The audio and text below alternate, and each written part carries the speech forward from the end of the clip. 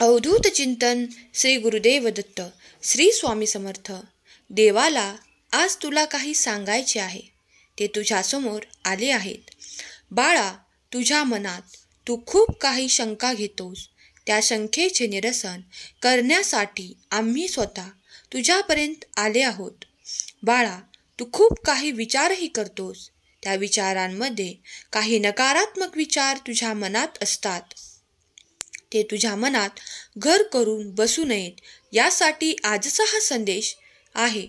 बाळा, जेव्हा कधी मनाला काही शंका येत असतील तर आम्ही आहोत त्या शंकेचे निरसन करायला. मग इतरत कशाला फिरायचे? बाळा, मनापासून नामस्मरण करत जा, कारण नामस्मरणाद्वारे तू आमची प्राप्ती करतोस. देव म्हणतात, जो कोणी हा संदेश ऐकत आहे त्यांनी हा संदेश शेवटपर्यंत ऐकावा अशी देवाची इच्छा आहे.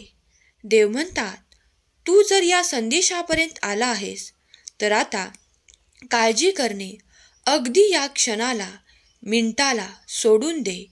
बाळा, आज जे तुझ्यासाठी आम्ही संदेश घेऊन आले आहोत ते तू लक्षपूर्वक ऐकावे हीच माझी आज्ञा आहे.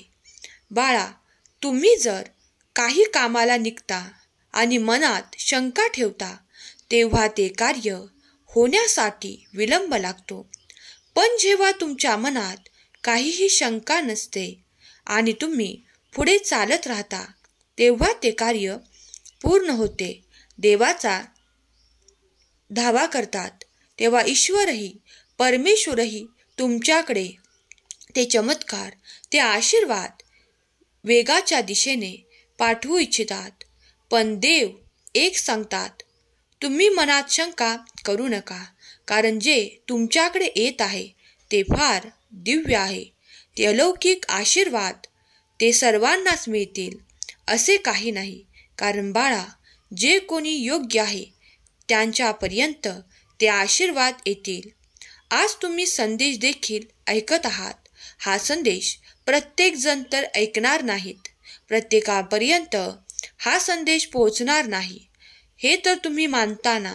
त्याचप्रमाणे देवांचा आशीर्वाद आहे तो प्रत्येकाला मिळतो. जो ईश्वराचे चिंतन मनापासून करतो, जो ईश्वराचे ज्ञान मनापासून ऐकतो, ईश्वराचे ध्यान मनापासून करतो, त्याच्यापर्यंत ईश्वराचा आशीर्वाद पोहोचतो.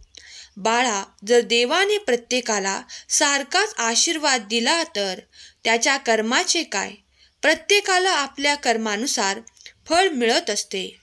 ज्यांनी तुम्हाला फसवले, ज्यांनी वाईट काळात तुमची साथ सोडली त्यांच्यापासून लांब नक्की राहा, परंतु त्यांच्याशी वैर ठेवू नका.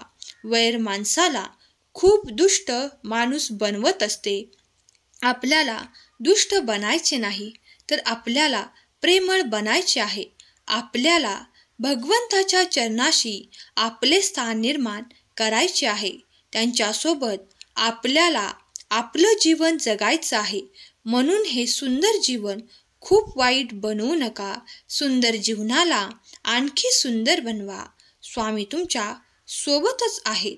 विश्वास असल्यास कमेंट बॉक्समध्ये खरा स्वामी भक्त कमेंट करा आणि आजचा हा महत्त्वाचा संदेश शेवटपर्यंत ऐका. कधी कधी तुम्हाला असे वाटते की स्वामी तुमच्याशी स्वतः बोलत आहेत. स्वामी तुमच्या डोक्यावर आशीर्वाद ठेवून आहेत, तर हे खरेच आहे. बाळांनो, ज्या वेळेस कोणीच दिसत नाही त्यावेळेस फक्त स्वामी दिसतात. ज्यावेळेस सर्व साथ सोडून जातात त्यावेळेस फक्त स्वामी साथ देतात.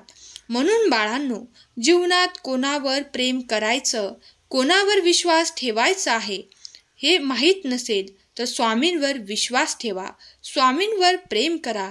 तुम्हाला कधीच निराशा भेटणार नाही. हे स्वामींनी पाठवलेले संदेश खूप महत्त्वाचे आहेत. म्हणून हा महत्त्वाचा संदेश शेवटपर्यंत ऐका. फक्त मुलगा होणे म्हणजे घरात सुख समृद्धी देणे असे नाही, तर मुलगीही मुलग्यापेक्षा कमी नाही. म्हणून आपल्या मुलीला कधीच अंतर देऊ नका. मुलगी तुमच्या कुटुंबातील लक्ष्मी आहे.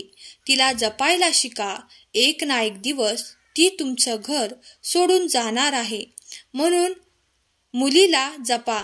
मुलीवर चांगले संस्कार करा. मुलांवर चांगले संस्कार करा.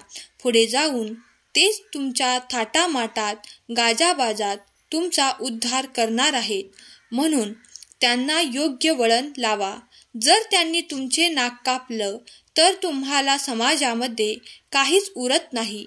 मानसन्मान सर्व निघून जातो.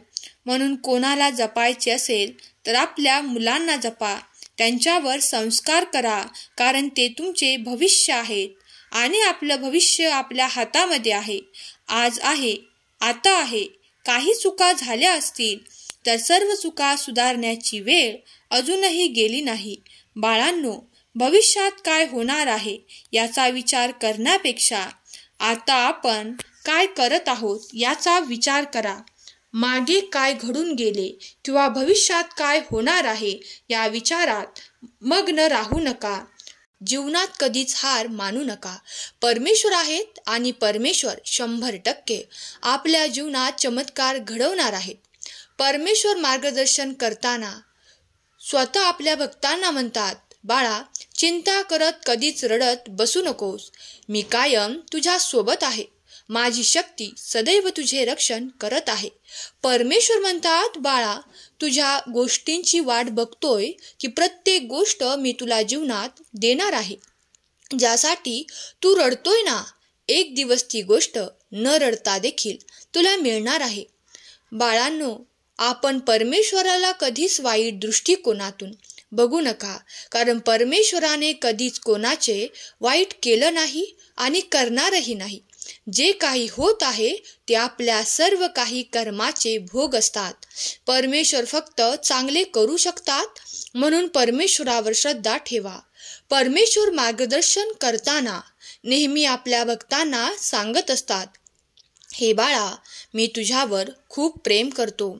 तू ज्या गोष्टींसाठी लढतोय, ज्या गोष्टींसाठी प्रयत्न करतोय, ती प्रत्येक गोष्ट मी तुला तुझ्या आयुष्यात देणार आहे. जेव्हा परमेश्वराचे हे बोल आपल्या कानावर पडतात त्यावेळेस आपल्यालाही मनामध्ये उत्साह निर्माण होतो. जेव्हा आपल्या आयुष्यामध्ये एखादी गोष्ट आपल्याला अशक्य वाटते आणि जेव्हा ती गोष्ट घडते त्यावेळेस ती अशक्य ही शक्य करणारी गोष्ट परमेश्वरामुळेच झालेली असते. म्हणून जास्त विचार करत रडत बसू नका. जे होईल ते चांगलंच होईल. परमेश्वर नेहमी सदैव तुमच्या सोबत आहे. तुमचा देवावर पूर्ण विश्वास असायला हवा. तुमचा विश्वास असल्यास या संदेशाला शेवटपर्यंत बघा आणि या चॅनलला सबस्क्राईब करा. ज्यांचा विश्वास नाही त्यांनी हा व्हिडिओ बघू नका, कारण बाळांनो, विश्वासाने देव आपल्याला चांगल्या प्रकारे समजू शकतात. परंतु विश्वासच नसेल तर आपणही देवाला समजू शकत नाही आणि देवही आपल्याला समजू शकत नाही. म्हणून विश्वास ही पहिली गोष्ट आपल्या मनात असलीच पाहिजे. त्यानंतर आपल्या मनात पूर्णपणे श्रद्धा असायला हवी. आपलं मन प्रेमळ असायला हवं, रागीट नको. आपल्या मनात फक्त चांगले विचार असायला हवेत, वाईट नकोत. आपल्या आयुष्यात एक नवीन उजेड येणार आहे आणि तोच उजेड आपल्या भविष्याच्या दिशेने आपल्याला घेऊन जाणार आहे. आजचा हा सुंदर संदेश तुम्हाला आवडला असेल तर संदेशाला लाईक करा आणि असेच सुंदर नवनवीन संदेश दररोज ऐकण्यासाठी आपल्या या भक्तिमय चॅनलला सबस्क्राईब करून ठेवा. स्वामी तुमच्या सर्व चांगल्या इच्छा पूर्ण करोत. तुम्हाला सुखात, आनंदात, ऐश्वर्यात ठेवोत. तुमच्या मुलाबाळांना प्रगतीच्या दिशा देवोत. त्यांचे कल्याण करोत. ही स्वामी माऊली चरणी प्रार्थना. केलेली सेवा स्वामींचरणी अर्पण करते. आजचा हा संदेश शेवटपर्यंत ऐकल्याबद्दल धन्यवाद. श्री स्वामी समर्थ. जय जय स्वामी समर्थ.